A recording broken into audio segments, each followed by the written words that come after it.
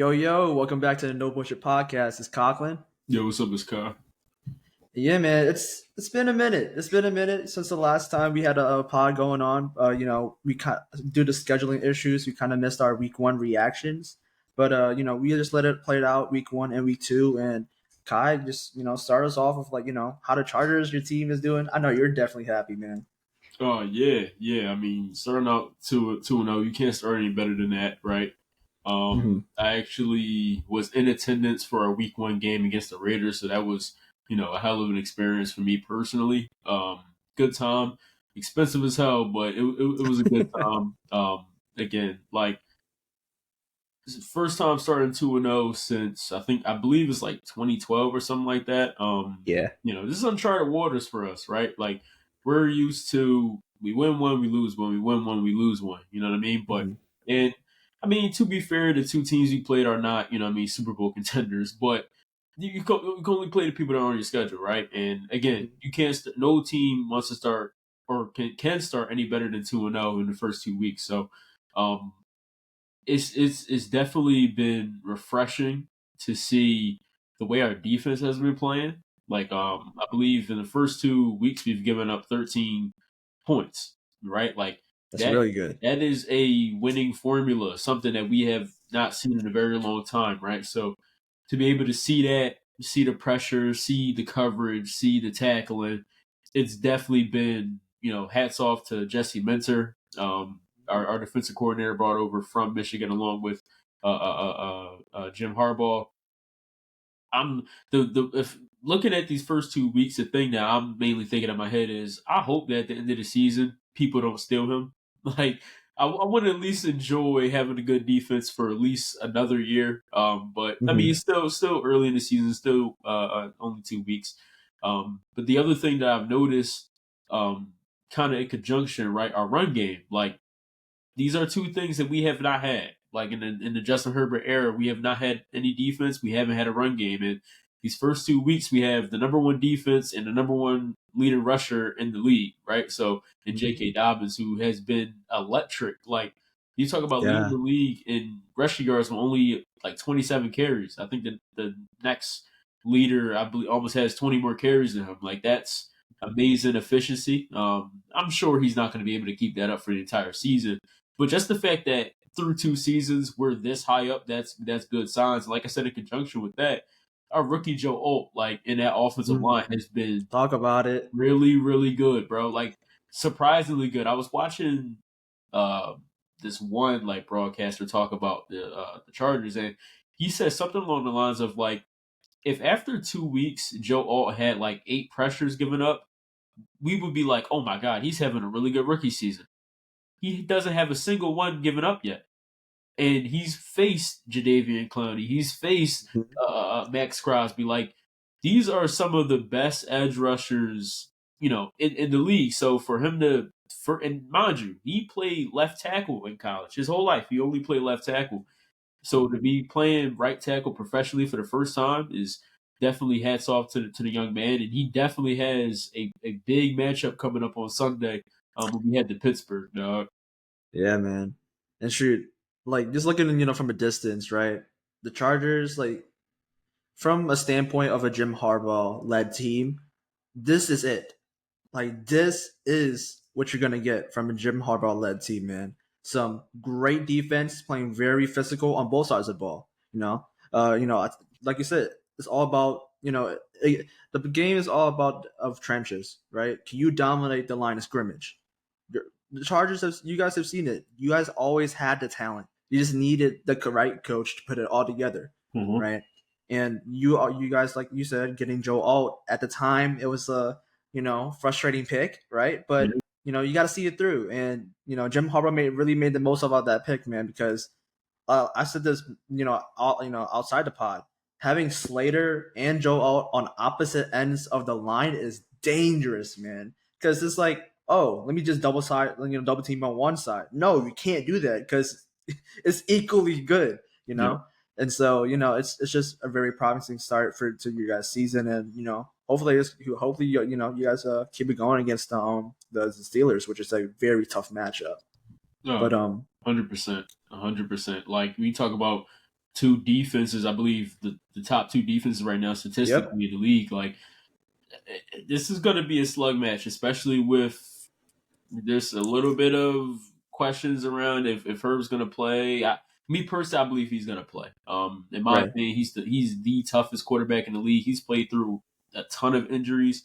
It sucks that he has to, or that he does do it. Right? Obviously, you want your guy to be healthy, but I mean, he has a high ankle sprain right now. You know, he's been limited in practice, but I think if 10 can see the field, he will. Oh But yeah. I mean, my whole thing is, listen, we got to lean on that run game, right? We got to lean on the defense, the things we have been doing these first 2 weeks, and this is going to be a really good test for our team to see where we're at. Kind of going into the season, I was kind of on the fence on is this a playoff team? Is it not a playoff team? I'm not 100% sure.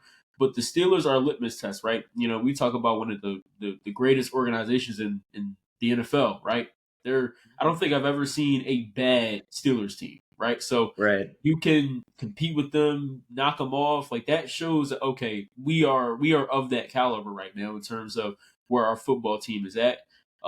And listen, it would be lovely to go into Kansas City at 3-0, right? So Yeah. And shoot, I hope you guys do, man. I hope you guys do because right now it's looking good, but like you said, it's the litmus test is the Steelers right now, right? But that said, on the flip side, my Niners, man, for week one, I mean, I couldn't script it out any better. I mean, we knew heading in that it was a primetime matchup. Whole world watching both sides of the team. First couple drives, had me like punching something, you know. But after that, I just gotta say, man, and this goes between week two and week one. Fred Warner, what a fucking player! What a player, man! This man's been getting it done since. So he stepped onto the field just when we drafted him, right? And it's great to see that he like. And I know a lot of people are saying, "Oh, who's the best player on the Niners? Who's the number one best player?" People say Trent Williams. People say Nick Bosa, right? People say CMC, right? Cover athlete, right? But for me, it's always been Fred Warner. He's always been the healthiest. He's the definite leader, and he's just an alpha, man. He's just an alpha, right? And he, like I said, it's just mind boggling how he's able to just stay healthy and just continue his production year to year. And right now, he's people can argue. I have him in the conversation for DPOY, right? And obviously, it's a long way to go to get there, and there hasn't been a linebacker or an inside linebacker at fact to win one since like I think Ray Lewis. So there's that, but yeah, and defensive end, uh, we've been playing okay-ish at best. I'm not gonna lie because mainly on third downs we've been giving up too much of a conversion rate. I think it's like 52%, which is not good at all. And that mainly came in week two because we played against the Vikings and we got torched for the most part. Like any plays that Fred Warner did not make, we got torched. yeah, Right? There was a Justin Jefferson touchdown when they were backed up in like the 3 or 4 yard line, right? You just can't let that happen. It's just silly mistakes, right? And then on near the end of the game, and I get it. When your offense is not like not clicking at all, and then you have a chance where your offense, we get a field goal, where we're kind of slowly trying to make a comeback, and then for that drive that they had near the end of the game, I think it was like 8 minutes, like 7 minutes or something like that. You can't do that as a defense. you got to You go. just can't do that. Exactly. And in terms of the offense, it's just been lackluster at best. Like without CMC, he not only does he provide a great runner, but he's also a passing threat. You know, defenses when they usually cover us when CMC is on the field is that they have to worry about the short routes because CMC as an option in the backfield or on like any short route he's dangerous, right? Because that could be an easily dump off, 6 yards, 7 yards, Oh, easy, just like that, right? But now with Jordan Mason starting, who he's more of a runner than a pass catcher, people are able to just defend, the intermediate to deep routes, right? You don't have to worry too much about dumping it off because Jordan Mason, given he is a great player, but he's just not the receiver and playmaker that CMC is, right? And Kai alluded a little bit earlier that J.K. Dobbins is the leading rusher in the NFL so right now, but who's number two? That's Jordan Mason, right? Undrafted rookie, and I've been preaching about this guy this all off season and heading into the season when CMC was named out. I was like, it's Jordan Mason time. It's his season, right? And two straight games, he's done his thing. 100 yards in both games and a touchdown in both games, right? I can't really ask more from him, right? So, and then moving on to the quarterback, Brock Purdy, he's playing a lot better than people are giving him for. But I will say that he's not playing elite. I'll say that, like, and that's fair to say. But the main thing I'd say is that from his performances so far is that his receivers aren't getting open at all. Receivers has been getting open, and there's Kai, he loves his stats, right? So I'm gonna throw in a little nugget here. Brock Purdy leads the NFL in terms of tight window throws, and I think I think it's called over or expected completions, pretty much, where basically you throw a ball and it's deemed incomplete or complete, right? And there's like chances statistics where it's like, oh, that should be an incomplete pass, but no, he puts it right on the money, right? Stuff like that, and that's like by 10%. And his completion percentage has been all right, but even that said, he had two big turnovers in that game. The interception, that was just a bad read. Can't force it to Kyle Juszczyk, and then the other one was just purely his mistake. The ball just slipped out of his hand somehow. I wanted to just oh, but if you guys were there seeing my reactions to that game during that play, bro, I wanted to throw something, but right now it's just been very frustrating for the most part. But do I expect this heading into the season? I kind of do. I mean, and that's crazy to say. We're coming off from a Super Bowl run, but people got to realize that the Niners, especially on offense, don't normally do well in the beginning of the season. Even though, like, you see from last year, we got a little hot start, and then we just started to tumble down, and we also have a lot of fucking injuries. like it's only week 3, and almost our whole offense is gone. But hey, week 3 is we'll get into it about our matchups, but it's time to Brandon Ayuk to show the fuck up. You just got paid the bag. I don't give a fuck. Like, what else you do, man? You got to show up, get open. Like, I don't think people realize how bad he's playing. Like, he's ranked, I think, 53rd in the NFL as a receiver of getting yards of separation. You want to know how many yards of separation he's getting on average between the last 2 games? 1.2. That's not good at all. No. Like, that's not good at all. Like, you're getting paid $30 million to get to be a top tier receiver. Yeah. And we've seen this from the past that you can become a top tier receiver, but you're not playing like it, right? And heading against the Rams is the perfect opportunity to show out. Got to. I mean, it's hard to deem any week 3 game a must win, right? Because this is a very long season, but 1-1, especially coming off of losing to the Vikings, which you guys were favored in. I mean, the Rams, you talk about injuries, the Rams are right up there too, right? So their whole team. You know what I mean? This is a game the 49ers have to win. This is a game San Francisco has to win to get back on track, right? Get to 2-1. You can kind of coming off of a win, feeling better about yourselves on defense and offense. You can kind of get this ball rolling because the reality is across the league, offenses are struggling, right? These first 2 weeks. So I feel like it's going to be the teams that are able to start fast sooner are really going to be teams that pick up that momentum, right? The teams that are able to get to 2-1, able to get to 3-0, are going to be the teams that are going to be able to kind of pick up that momentum that is imperative, and it's kind of it's hard to come by at this point, right? It's not like of years past where you got week one people throwing 5 touchdowns and all this. Yeah.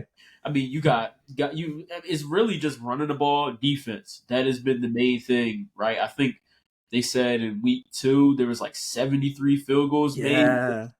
was an Hmm. NFL record. Like, That's so insane. this is where the league is right now, right? So it's going to be those teams that kind of wake themselves up and snap out of it the fastest are going to be the teams that we see, playing late in January. So um, definitely a very good matchup for you guys in terms of like, listen, the Rams are not at full capacity right now, so you gotta take advantage of that. Then with the Brandon Ayuk thing, it's partially I'm gonna blame because he was holding out. He wasn't at practice, right? So Yeah.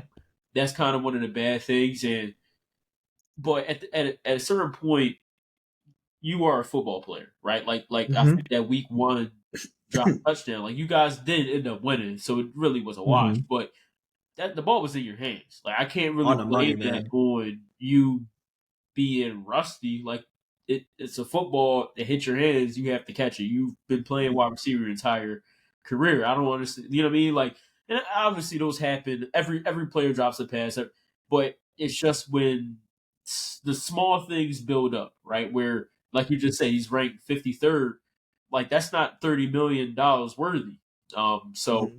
you got to live up to that contract. That's kind of one of the things. Like when these guys pound the table for this money, which listen, I'm never gonna hate on a player for trying to get their bag, right? But Hmm. For once you sure. get that money, the expectations are different. You're no Hmm. longer the second wide receiver, the number two wide receiver. No, you are the go-to guy now, right? Hmm. I mean, especially when CMC is out. That this is the time where okay, I have to step up. This is where I have to put the offense on my right? Because they're paying you to. You can't Hmm. just say, "Oh, yeah, I mean, I'm trying to get back into it and all this and that." Like you gotta hit the ground running. And I feel like week three would be the perfect opportunity for him, along with your offense, to kind of pick up that steam, especially with CMC being out. Yeah, and just going back to IU, it's that's the thing. When you get paid you get paid that much money, every little mistake where you were able to hide from, and just like because when people think about the Niners, people think about CMC, Kittle, Debo, everybody else, and I just to stay under the radar in the shadow, just quietly do his thing, have a great season last year, right? But that's the thing, he's able to just uh, hamper down expectations, or just like what people expect of him of everything, right? But now Yep. you get paid. Every little drop, every little thing that you don't do gets intensified, Yep. right? Every little thing that you do is being looked at as, oh, is that a $30 million receiver? That's Yes. just how it is. That's just how the game works, right? And like you said, Rams game, this got to be a must. I'm not saying it's a must win, but it's a win that we have to win, Have to. right? Right. But that's the thing, though. We should also play this game like any other Rams game, because Yep. on the other side of the field, we got a Matthew Stafford, Super Bowl winning QB, who can get the job done, Yep. right? And so Matthew Stafford, all hats up to him, but I hope he plays like shit. That's all I'm saying. Oh yeah, absolutely. And then kind of I touched on it a little bit, what I mean, with the Steeler matchup, but just some of my thoughts going into the game. Hmm. I think our defense matches up well against their offense. I feel like I kind of texted our group chat about like I don't know who scares me more, Justin Fields or Russ. And it's not like that these guys are like the greatest quarterbacks of all time, but they're Hmm. still talented, right, in their own rights, and in different ways. Like Justin Fields is obviously the more talented athlete, right? So I don't know if his legs scare me more than some of the ball placement that and just the overall quarterback in that Russell Wilson has established himself what I mean in the league. On top of the fact that I mean, especially coming from a former division opponent, he's familiar with our team. I mean, it's a different scheme and all that, but he's familiar with playing against the Chargers. So I think go. I don't know. I think Fields is starting. But Yeah, he is. you Yeah. know, if something were to happen, Russ comes in the game. I don't know if I'm like feeling like okay, we got it. Like because again, both of these guys have shown they're able to win games in this league, and then with that defense. You know, I'm just looking forward to. It's crazy that I'm saying this, but I'm looking forward to that Joe Alt, T.J. Watt. Like that is one of the things I will be looking for Yeah. every single offensive drive. Like, where is T.J. Watt lined up on? Because the thing with the Steelers is like they don't blitz very often. Like a lot of their pressure is just T.J. Watt, Highsmith, Hayward, get after it, right? And I said his name, and he's the one that really scares me. Cam Hayward, like because our tackles have been good this season. Our interior has not been as consistent. Um, Bradley Bozeman, our center, is not really that good. At least through these first 2 weeks. So the interior is what scares me going up against this D line more than the edges. Mhm. But I feel like if we're able to establish the run, which is going to be difficult, right? This is a really good defense, but I feel like if we're able to establish the run, not turn the ball over, right? Just take what the defense is giving us. I think we'll be able to squeak out of here with a win, and hopefully our defense is able to give us a turnover here, turnover there.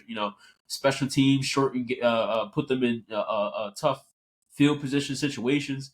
Um, and in my opinion, I feel like that's with her playing or without. Um, because I feel like even if he is playing, he's limited, right? So, and this is going to be probably an injury that lingers for the rest of the season. So, it's going to be interesting to see how we handle this game. But in my opinion, I feel like the Chargers are the better team. Mhm. Both 2-0 teams, so both teams trying to stay undefeated and perfect. So I'm definitely looking forward to it. Like, this is definitely a game that I am excited to watch. Yeah, for sure. And honestly, like when you touched on the Steelers point, where I mean, with the Chargers point, where like your interior O line has been playing the best. Funny enough, the Steelers, their starting guard, I think, Troy Fatanu, their rookie, he's out, right? So that's very very big because the level between the Troy Fatanu and their backup, just I'm telling you, it's drastic, You right? drop He off. played and he played last year, and we all know how that O line with him in last year played. Yep. So it's gonna be interesting how Jim Harbaugh and Jesse Minter schemes up everything up.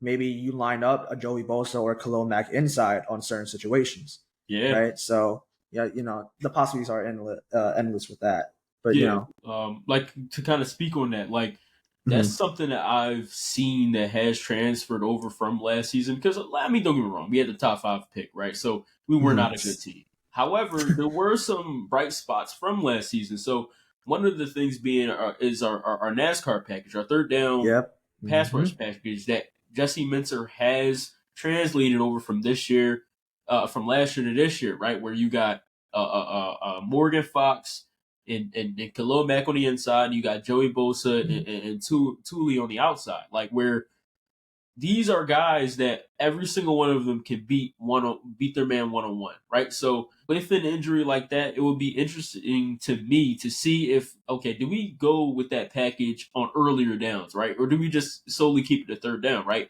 Do we see it on a second down, on like a 2nd and 8, like right? Because a lot of times we like to use it in obvious passing situations, but me personally, I mean Morgan Fox and Khalil Mack have shown that they can get stops, in the run. Hmm. And listen, even if they don't want to go with Morgan Fox, Puna Ford has been a huge pickup for us so far in these first 2 weeks, right? You talk about disrupting in the run game. He fucking had an interception week 1, like. He's been amazing for us, right? Along with Tier Tart, like Joe Ortiz, our new GM, has pretty much every person he's brought onto this team in this offseason has played well. Elijah Molden, Tony Jefferson had a legacy game in the preseason. Like, Christian Fulton has played well for us on the outside. So very interested to see how this defense plays against this offense. Like, a lot of people like points, but in my opinion, watching a defensive slug match would actually be exciting to me. Yeah, for sure. And I think, like, flipping over to us, just quickly for about my matchup against the Rams. I think it might be a little bit different. Your guys might be a little bit low scoring, but I think ours might be a little bit higher scoring. And I've talked about the amount of injuries that we had on offense. Hey, look, we're getting some guys back on defense, right? Big Huff, Hufunga, he's making his return, and it's going to be really interesting how they're going to scheme up with Jair Brown and Hufunga, because I think they're similar players in a sense. Both like to get to play in the box, but they are both playmakers as well. They just know when to be near the ball at the perfect situations, right? And it's going to be interesting how Hufunga plays. He might be on a limited snap count, but it's going to be interesting just to see him back on the field after like a whole, I think year now, almost a whole year now. So there's that. But yeah, in terms of the offense, this is the game where Brock Purdy, he shows what he's worth, because all last year, similarly, when a lot of our offensive guys went down, Trent Williams, CMC, George Kittle at times, Debo, right? When they all went down, he didn't really play well, right? And is that all his fault? No, it's not all his fault, right? But the media being what the media is and what the criticism is, you Yeah, know, uh, he didn't do well, and I'll come and say he didn't play well, right?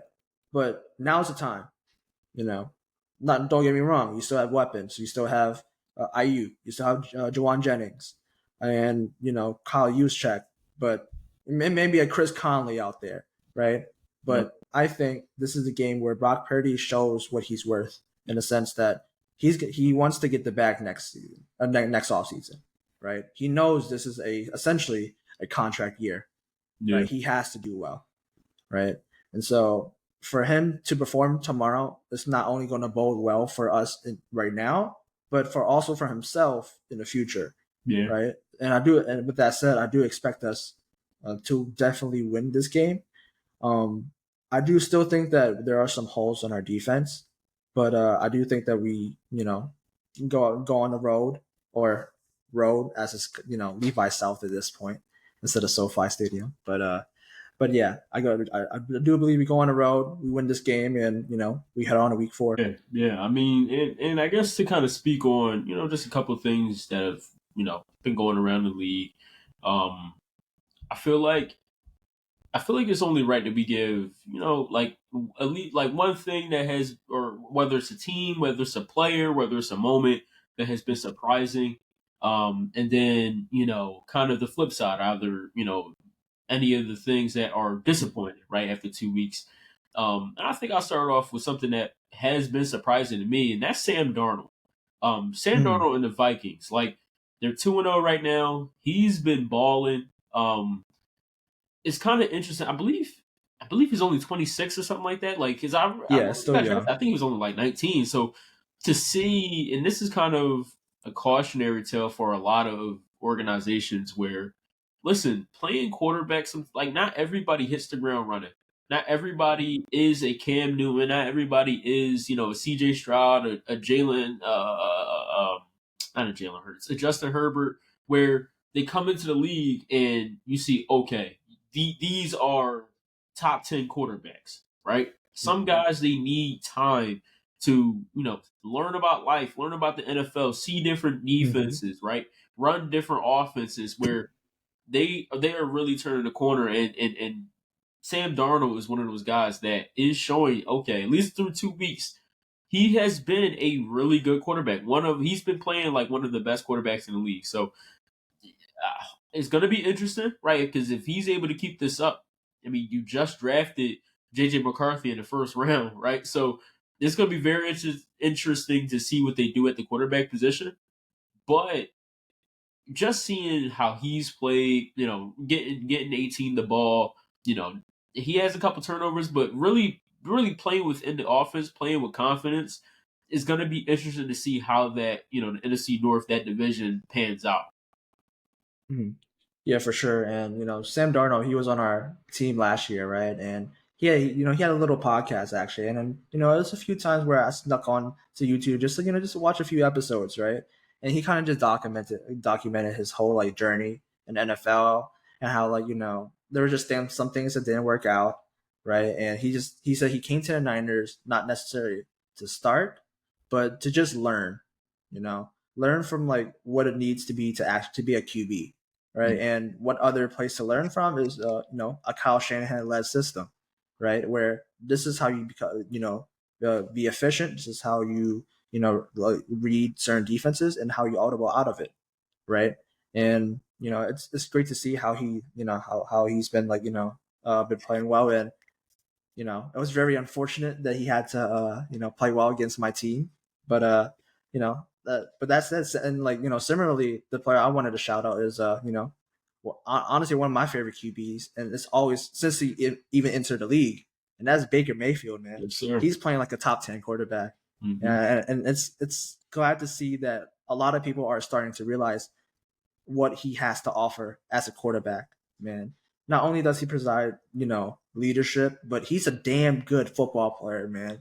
Like during the game against the Lions, this is the rematch of the playoffs, right? And look, it didn't go their way last year, but I know it's just week 2, but look, the way he's been playing, and it was a little rough, a little like rough in the beginning in that game, but Baker Mayfield putting the team on his back.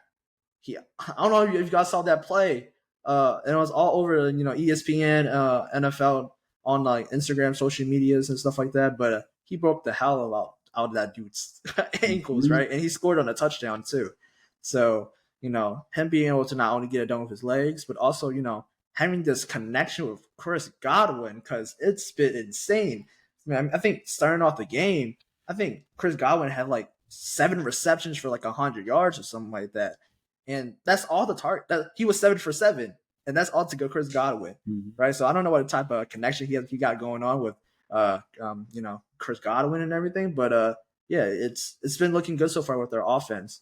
The only thing with is that maybe the running game needs a little bit more work. But look, I'm here just to talk about Baker Mayfield and the amount of just sheer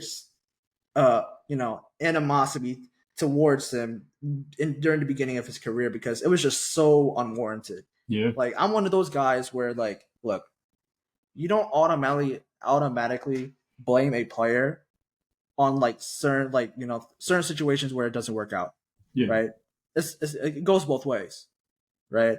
And when he was drafted to the Browns, number 1 pick, the Browns were in a shitty situation.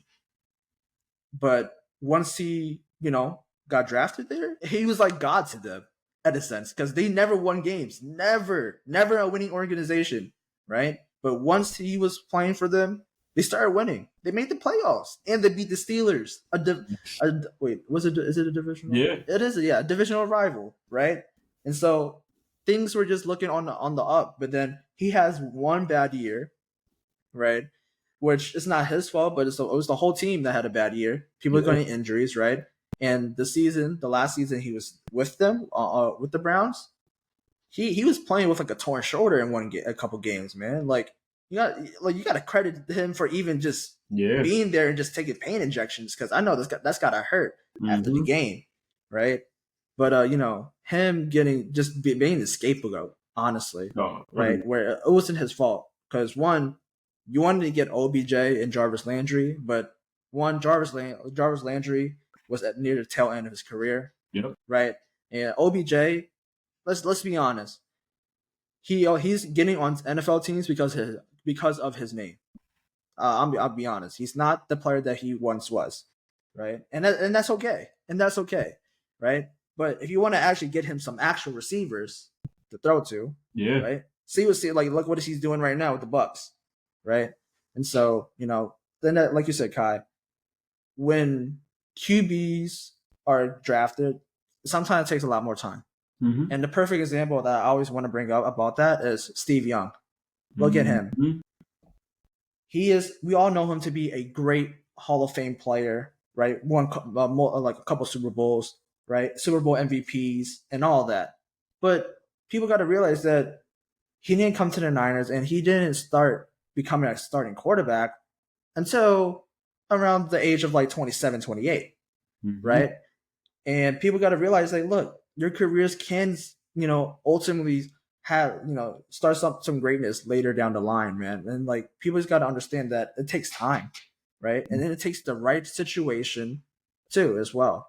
So it's just hard to see that, like, a lot of quarterbacks that get drafted high, you know, and they get drafted high for a reason, but that doesn't mean that they're gonna automatically succeed because they're not going to the best situation. Like, you're getting drafted high for a reason, not only because of you as a player, but the organization that's also drafting you, Yeah. right? And the Panthers, I don't know what to say about them. I could ramble a lot about this on and on and on, but like, Mm-hmm.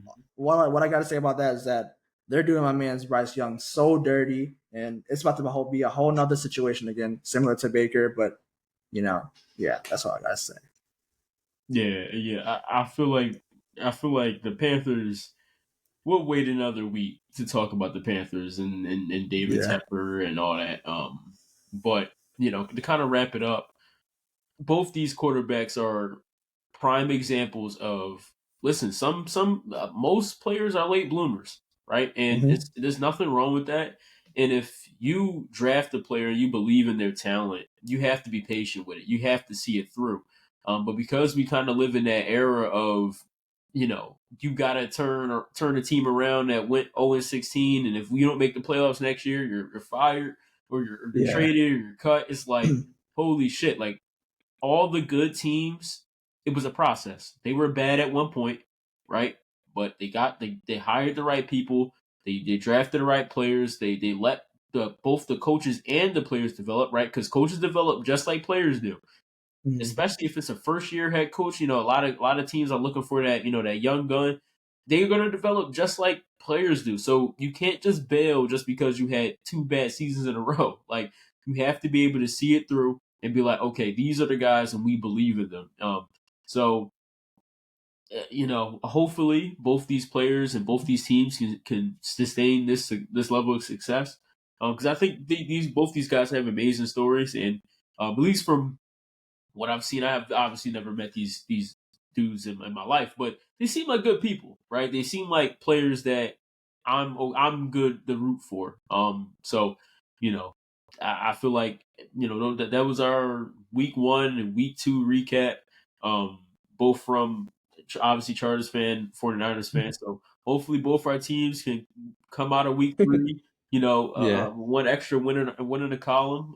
But with that being said, man, it's been a no bullshit podcast. It's Kyle, Yo, it's Conklin.